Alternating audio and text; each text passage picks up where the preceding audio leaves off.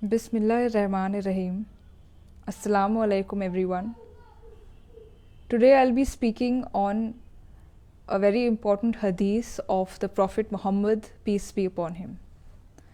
And this hadith is about fasting and what a fasting person has to take care of while he's fasting.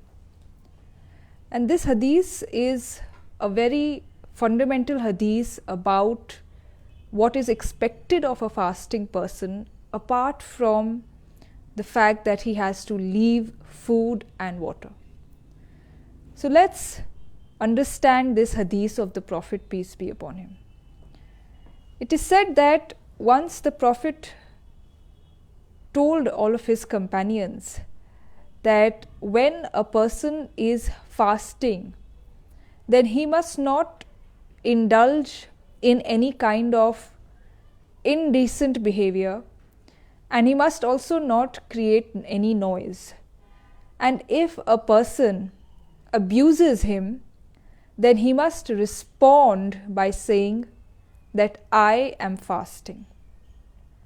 Now this hadith of the Prophet, which has been mentioned in Sahih al-Bukhari, is something really which we have to ponder about. Why is it that when a person is fasting, when you are fasting in the month of Ramadan, and someone suppose abuses you or insults you or says something which offends you deeply, then you are not required to respond in exactly the same way. You cannot go about abusing him.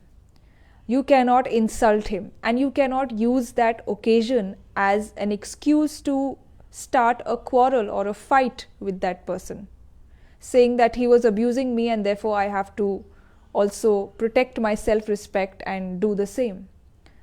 So you cannot behave in the same way. You cannot behave like that. You have to avoid any kind of bad behavior. You have to manage your sentiments, even if your sentiments are hurt, and you are required to peacefully move away from that place. And here we have to understand a question that very naturally arises: why is it that while you are fasting in the month of Ramadan, you have to behave in this way? What is it that fasting does to you that you are required to behave in the way that the Prophet described? That is, you cannot abuse a person if he abuses you. You cannot fight with people. You cannot do anything verbally or physically improper. Why is that so? So let us first understand the very purpose of fasting, and then we will come back to that question. Now, we all know that when you are fasting, you have, of course, abstained from eating and drinking from morning to dusk. From dawn to dusk, you abstain from all kinds of food and drink. That is the most essential aspect of fasting. But this is not all that you have to stop yourself from. You are not only required to stop eating and stop drinking. Fasting is an entire culture. You have to adopt the fasting culture. Fasting in the month of Ramadan comes to train you to adopt a culture of fasting, and this culture you're required to live with for the rest of the year, throughout your life. And what is this fasting culture? While you're abstaining from food and water, what is required of you along with that is that you have to deepen your connection with God Almighty. You have to spend your time in such a way that you live in thoughts of God.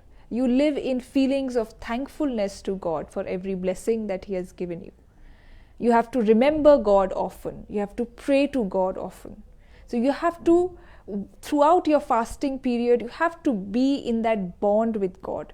You have to strengthen your connection with God, which had loosened while you were not fasting previously or before the month of Ramadan. So throughout this fasting period, you have to live in the remembrance of God. You have to live a life that is oriented around God. And your entire fasting experience gives you this particular training.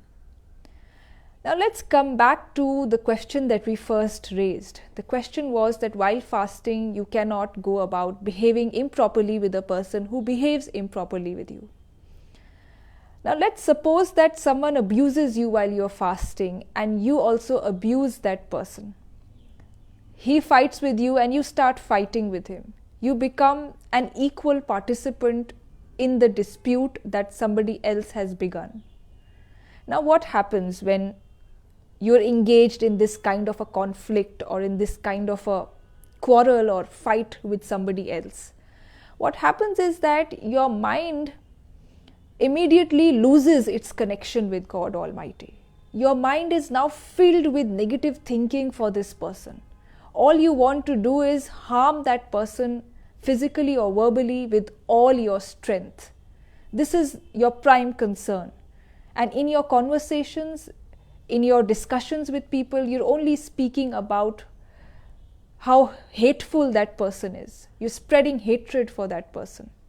And in your mind, you're constantly planning how to best take your revenge from such a person who has insulted you or provoked you or said something which is very, very provocative. Now, in this state of mind, you're filled with negativity. You're filled with planning against that person. And therefore, automatically you lose your connection with God. Your mind is completely occupied with what you have to do against that person. What best plan you should do to teach that person a good lesson. How can you inflict the greatest harm on that person?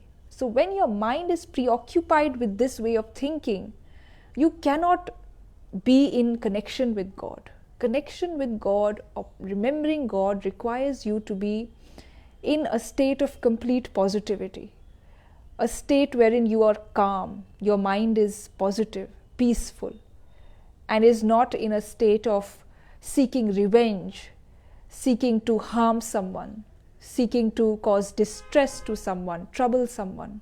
In this state, you cannot ever be in a connection with God. You can never have any kind of bond with God. You can never feel the presence of God. So this is the reason why you cannot abuse a person when he abuses you while you're fasting. You cannot fight with a person when he fights with you while you're fasting. You cannot allow yourself to be provoked when somebody provokes you while you're fasting. So what must you do if you cannot do all this? What is it that you require to do? So while you're fasting, you know that you are in connection with God. So when anything unpleasant, unwanted, deeply troubling happens with you, your mind remains calm. You turn to God Almighty. You are already in connection with God. And this connection with God helps you to turn to Him in prayer. You say to God, "Oh God, I cannot deal with this person myself. I am not in a position to deal with the problems that he is causing to me. I leave this person's matter entirely in your hands, and I have full confidence that you will deal with this problem that I am facing in the best way, in a way that is better for me and better for that person who is creating problems for me." You will pray to God to give you the strength to be patient when somebody provokes you or says something which is not tolerable for you. You will ask God to give you the courage to be tolerant, to be forbearing. And most importantly, you will pray to God to change that person's enmity into friendship. You will pray to God for peace. You will pray to God for mercy and compassion. Your heart will be filled with thoughts of mercy and compassion for that person. You will no more have hatred for that person. You will be totally in a state of calm, tranquility and peace. And when you are in this state, only then you will be able to not respond to that person's abuse with abuse. You will be in a position to not respond to that person's bad behavior with bad behavior. You will return his bad behavior with good behavior. So this is one of the very important learnings that we have during the fasting period. Fasting is a training to connect ourselves with God. It is an exercise in patience, exercise in bonding with God. And we are required to retain this mental connection with God, this invisible bond with God throughout the rest of the year.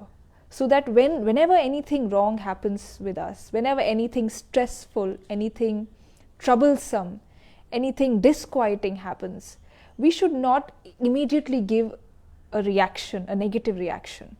Rather, in that difficult period, we turn to God Almighty. We pray to God Almighty to help us resolve the problem in the most peaceful way, in the way that does not spread hatred in society between people, in a way that spreads mercy and compassion, in a way that keeps the peace of your mind and keeps the peace outside your mind in society. So this is the most important lesson that we all learn in the fasting, during fasting in the month of Ramadan. The Prophet, peace be upon him, has said that when somebody abuses you, you should not abuse him back. You should say that I am fasting. And you can say that, you can have the courage and strength to say that only when your mind is filled with thoughts of God. Your mind is filled with connection to God. You're constantly praying to God. You're turning to God at every moment of your life. Whatever happens, whenever any occasion arises, you remember God, you pray to Him. You seek His help, you seek His support. You don't plunge into the situation and start doing something negative, doing something which will only escalate the matter and ruin everything for you and for that person. So this is a very important learning that we get in the fasting period. And it also tells us that fasting is not all about stopping ourselves from eating and drinking. Fasting is about training ourselves in a culture, in an attitude, in a mental discipline that helps us to deal with the problems of life in a way that does not ruin our character.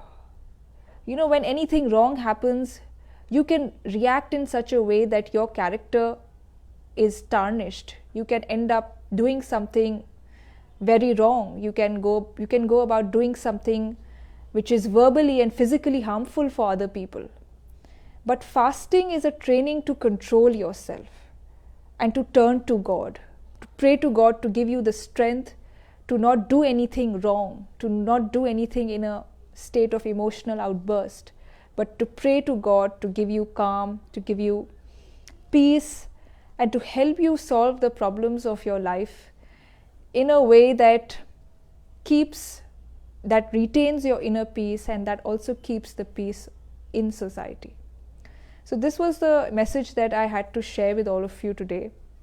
And may God accept our fasts and make this fasting experience a learning for all of us. Jazakallah.